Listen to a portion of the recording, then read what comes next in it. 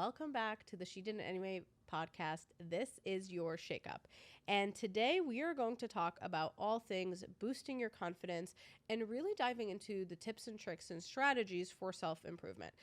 I can't stress enough that, and I say this on all of our podcast episodes so far, but confidence is a muscle that you are constantly having to train. It is just like motivation. You will not wake up every single day with it. And so I want to prioritize that to kick off this episode, because I don't want you to feel like when you wake up one day and you feel like crap, or you're trying something new and you don't feel confident, or you're walking into a space that maybe you haven't walked in before and you don't feel confident, that you now then start talking negatively to yourself and translate that as something that you are not capable of doing.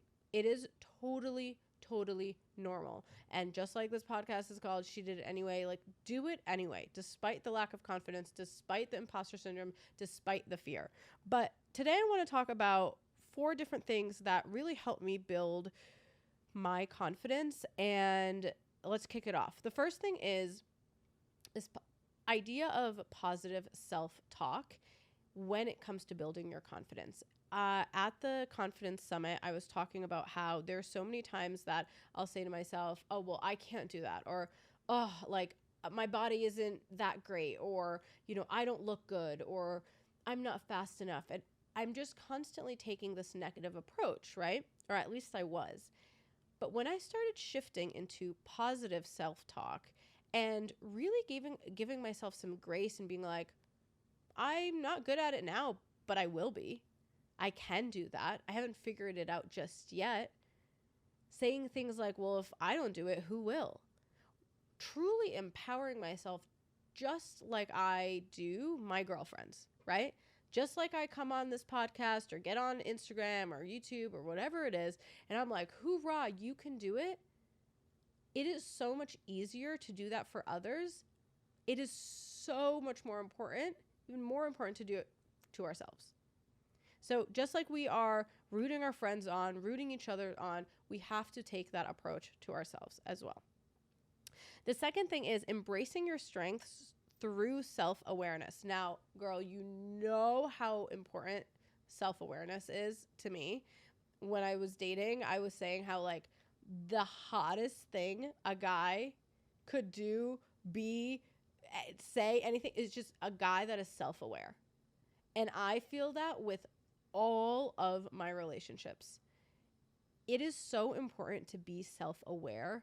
It is so unbelievably uncomfortable and cringy when you're around someone that isn't. And being self-aware means tapping into the things that you are really, really good at, and things that maybe you're not good at and you're not meant to be good at, right? Like understanding your strengths and weaknesses, understanding the things that fuel you, that get you excited. So really embracing your strengths and doubling down on that. I tell this story all the time, but growing up, we came here from Egypt and I'm an only child. And my parents were always like, Marina, please, we're trying to make it in America. Like, please, please, please. And I was just such a talker. I'm like so loud. I'm so bubbly. My laugh is super loud. Like, I'm just a loud, bold person. I've always been that way. And growing up, my report card every single year for as long as I got report cards said, I talk too much. Marina talks too much. Marina talks too much. And my parents would take that and be like, Marina, please, please, please, like, please stop talking. And I translated that throughout my whole entire life, that talking too much was a bad thing. It was a negative thing. That was a weakness of mine. Fast forward now as an adult, I realize that that is my strength. That is my superpower. And so when you embrace that strength, you can then use it to fuel the things that you're doing. So I talk a lot. So guess what? I speak on stages. I have a podcast. I do coaching. I'm a mentor. Like, those are the things that I'm really good at because I'm self-aware and I understand my strength. And my strength is being able to talk. My strength is being bubbly and being overly optimistic. Like, that is my strength.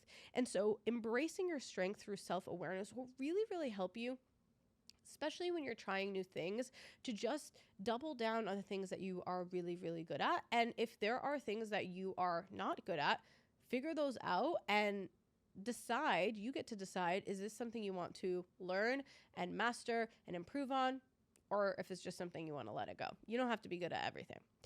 Third thing is goal setting and progress tracking for personal growth. When it comes to goal setting or progress tracking, we always do it for our business, our work, our career, but we don't really do it for ourselves, or at least we don't hold ourselves as accountable as we would if we were doing it for a company or a job or a boss or something like that.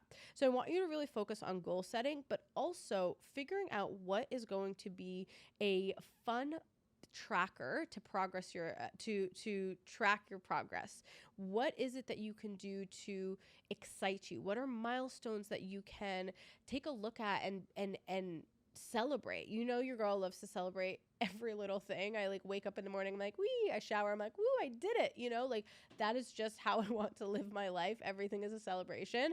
And it helps so much when it comes to goal setting, especially when it comes to your personal growth, and really deciding what is it that you want to evolve and grow in when it comes to your personal life. Is it updating your boundaries? Is it creating a new non-negotiable list? Is it reevaluating the people in your life? Is it losing weight? Is it getting healthier? Is it gaining weight? Is it a new job? Like whatever it is that you want to go after, you want to make sure that there is a way for you to track that so you can see the progress. We chase progress, not perfection. And the fourth thing is techniques for overcoming negative thinking and self-doubt. Figuring out ways to really start overcoming the negative thinking and self-doubt is going to be so important, and this taps into the self-awareness as well. When a negative thought comes through your head, through your mind, or maybe out your mouth, the most important thing that you can do is pause, acknowledge it, and immediately change it. I do this so often. It could be in the middle of a conversation with a stranger.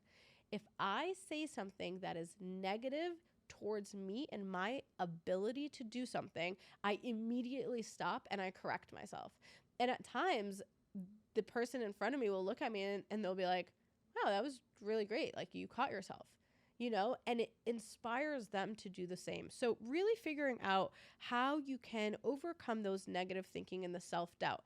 You are not going to be capable to do everything, but you are capable of figuring out as many things as you possibly want to, right? It is up to you, and we make those choices, and that's such a beautiful thing. So my biggest technique when it comes to overcoming negative self-talk is and self-doubt and imposter syndrome is to pause when it happens, acknowledge it, and immediately shift it.